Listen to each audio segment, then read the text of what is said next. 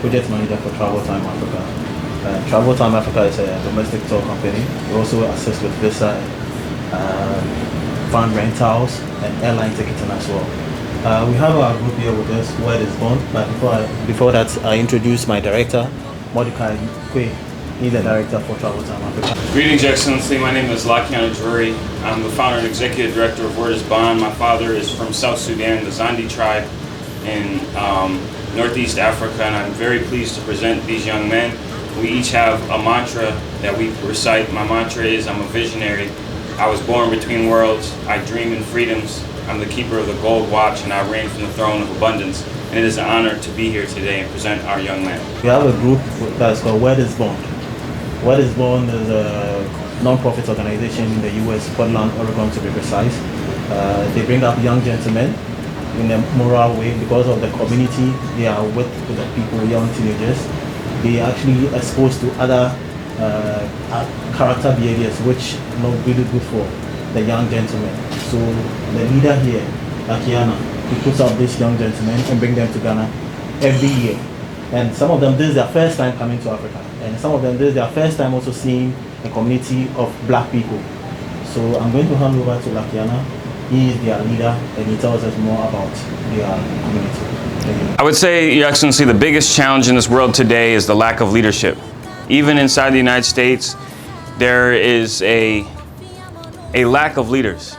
And for black young men, we do not have the opportunity to have Your Excellency to see every day.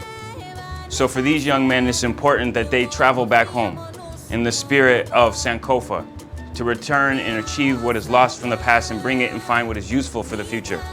And that is why we are here today, in order for these young men to learn from yourself and their elders that are also here in this room, to be able to equip themselves with the tools to be successful in the future. This is our first full day in Ghana.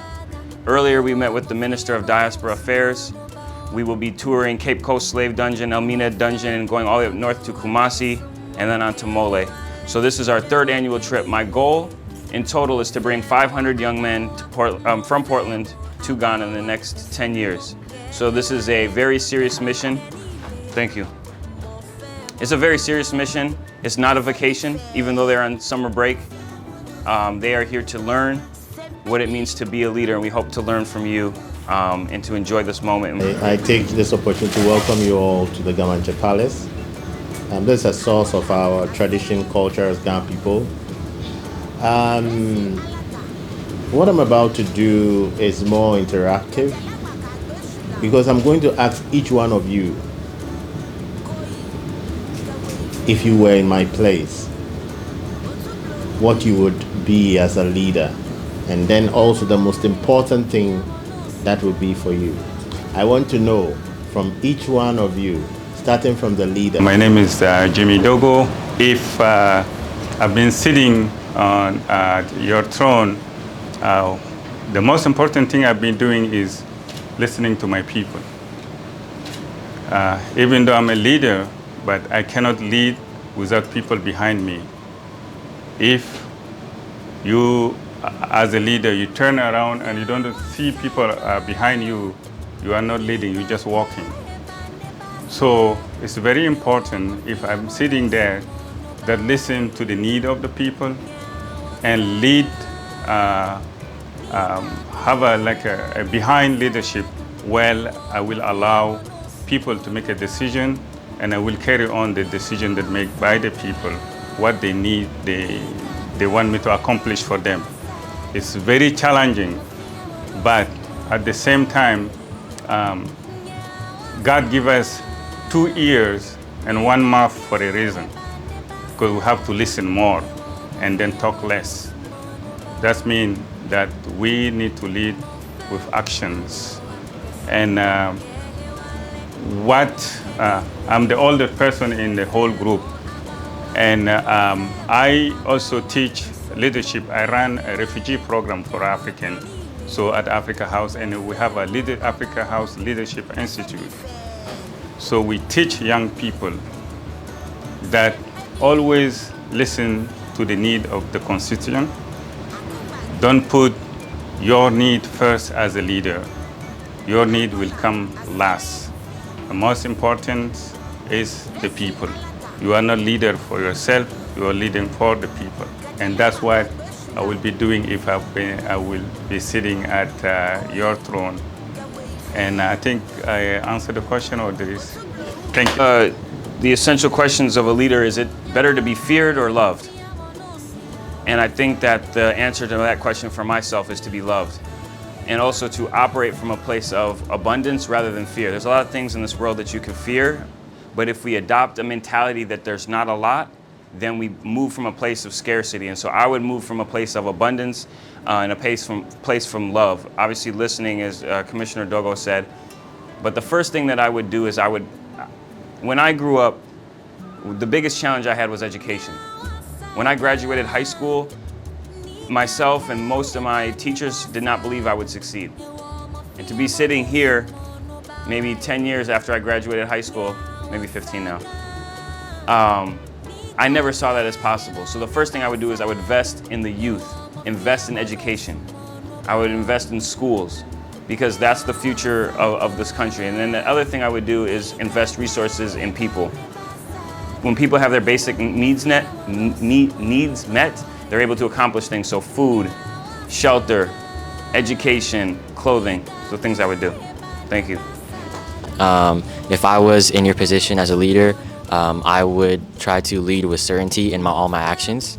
So if I were to come up with if there was a problem that I need to deal with, I would make a solution and I would deal with it as soon as I can. And yeah, lead with certainty. My name is Matthew Baba. If I was a leader or a king, one thing my family always taught me is that if somebody is there that needs help, you should help. As king or as a leader, I'm always willing and always wanting to hear from my people or people that are following me. Because as a leader, what are you if you don't have followers? And as a king, what are you if you don't have subjects? And a best leader, in my case, so from what I've learned and what I've observed and from the people around me and the people that lead me, are leaders that care about the people that are following them. And leaders that are always willing to help. So that's what I would want to do. My name's Ethan Chisire. If I was a leader, I would I'd listen to my people, you know, be the voice of my people, and anything that they would require and need, I'd make sure it would be met, you know. I like to make sure it's as Jury said, to be as successful as possible is to meet the needs of your people and make sure everybody is stronger together. If I was a king, I would I'd be more open to change, because change is just how the world works, and instead of being set on who I am or who I think I am, I listen to my people and make sure that I am changing with them and moving forward with them and evolving. So let's see. If I was in your seat, I would choose to fight for the people. You can't, like they said before, we can't have followers without respect. And if you don't have the people on your side, you can't. I would invest a lot in just making sure people can feel that respect when they're coming from, and making sure that people know that that I care for them, giving them multiple resources in where I can, but also at the same time being just and knowing when is too much and when is too little. I believe that if I were a leader such as yourself, I would work to act hastily and expect results patiently, because I feel right now in this world, a lot of politics and a lot of business and a lot of the just social way of the world right now, I feel that people expect instant gratification and have sort of lost sight for what's beyond what's right in front of them. And I feel like being a leader, you have to be very future-minded rather than just focusing on what's the hot topic at hand or what the immediate demand is. And I think it's important to consider the future. And I feel like, especially as a young person right now, I would really put an emphasis on acting quickly enough to respond to whatever the situation is, and waiting patiently enough to understand that not all results come instantly. So it looks like we all have an idea of what leadership is. That leadership is superfluous and not necessary if it has no impact on the people it serves, right?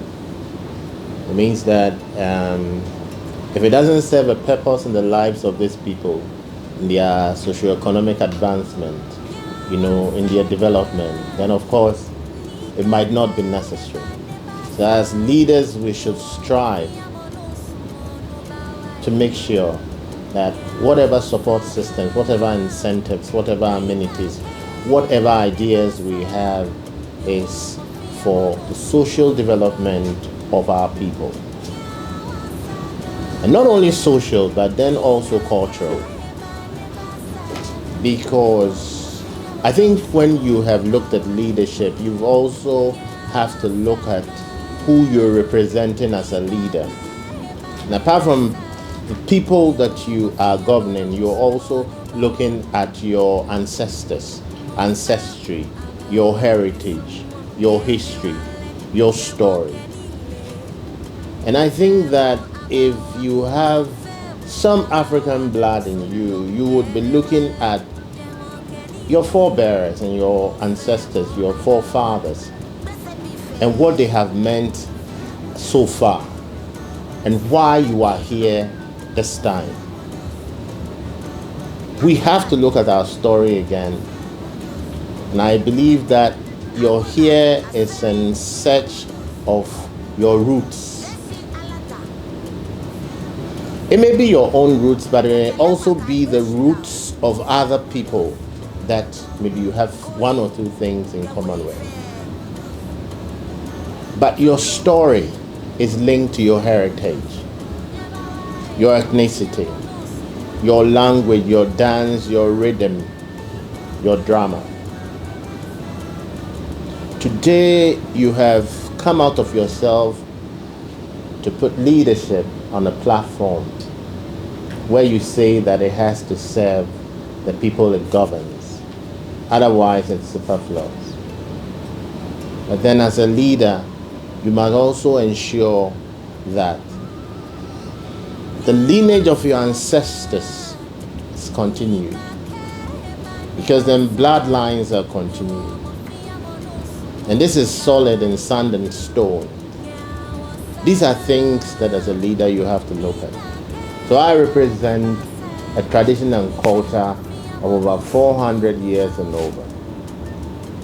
Years in Israel that moved along the Blue Nile to Nigeria, Ila Ife, stayed over 600 to 800 years following the Neptune star up to Middle Earth, coming to look for that star. 7 brothers left Ife and came to look for the star, and they came to stay in Ayawaso. And then later on they moved into the plains of Accra and defined the dynasty of the Ga Kingdom. A line of Ga kings who were ferocious, great warriors who fought various wars in 1826. And several wars that were fought, the Gwa wars, the Anglo wars, and the Meite wars. Several wars were fought until kings were defined into traditional authority that took over the whole of the scape of the Ga Kingdom. Today we are remnants of what has been left by the blood that was shared for these lands. We have politics, we have AI, we have people with technological knowledge who are defining leadership, our tradition, our culture as something different. But this is the time that we have to rise as a youth. That in spite of the fact that there is AI, in spite of the fact that there is technological advancement, we must come to one simple step that we also need to follow and continue the lineage and our cultural heritage. That then will be fulfilled as leaders. It will have satisfied it all. So if you're in America right now and you haven't found your roots in Africa, you have to come back. And I'm sure that when you go to Omina tomorrow or the day after, you would find out exactly what your fathers some time back went through to get to the Americas. And today, you have become offsprings of that sacrifice that they had to make. All for the sake of where we come from. Now you are here and I'm here. So we need this collaboration. We need to talk about our story. And since you have a filmmaker with you, I'm sure that it will be easier to illustrate the drama, you know, of all that put together to make Africa the source of life. Cha no manyaba.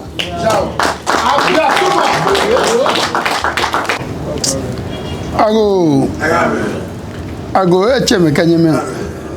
Ni me kename. Me na shime. Me na shiju. Ni maju. Na maju. Boma wo. Boma wo. Boma wo chona poko masase afia. Bobo ngwano bo shpono bo chekete no bo godin ke fajin. Chesa kuma koto nya ko froka so bla botata koche. Nyetelola. Anga slow achete slow. Obi la bala. Ofito sa. Odawo moye. Na koma shama kare ke obi. Na solo ke obi. Na di na chulu kokojo. Wachanya shui. Wachanya ma. Na o rai. Na o rai. Ogbe dada o. King be king. Amalo ba malo. Odo ma. Ofi amugio. Ofi totro. Amesu. Amena. Chocho bosu kasika mo fresh ametumatu alumesaki. Agbon yeni o. Osachoko sanyana. Obutu kwashi o. Agere nta. La wete. Mama. Afi okropon. Opi akese. Na gola boyo. Osogbu ochu. Diri ai ni ato. Obo jo ni ai. Atawo chembia owola. Nyeke jomo jino. Abajo wo nyeme. Ija America. Imene gbina meba. Ga. Traditional cancer damwami. Won bino ya ke shole mo ken ame. No fiano ni wo che yue wo manomi ame. No fiano ya fe to tomo ka gba kana gba wona chafon. No ba fe no ke shole mo na ke ame. Atwa ka me no kan mi. Ena ma cho na ma na sana ji ame. Ena ma cho na ma to nchi na ga ma cho je. Na bo nye me wo bino ya ame. Na ame ba mi yen. Ame ba ken ne kome. Cheme ken ne enyo ele ame. Efiana ma na efia ilo ka wo je. Ame ya mi. Ame ba mi. Gbe afi gbejuro. Do ma fi ame no ya fi ame no atwa pe ame no kan mi. Twa no manya ba.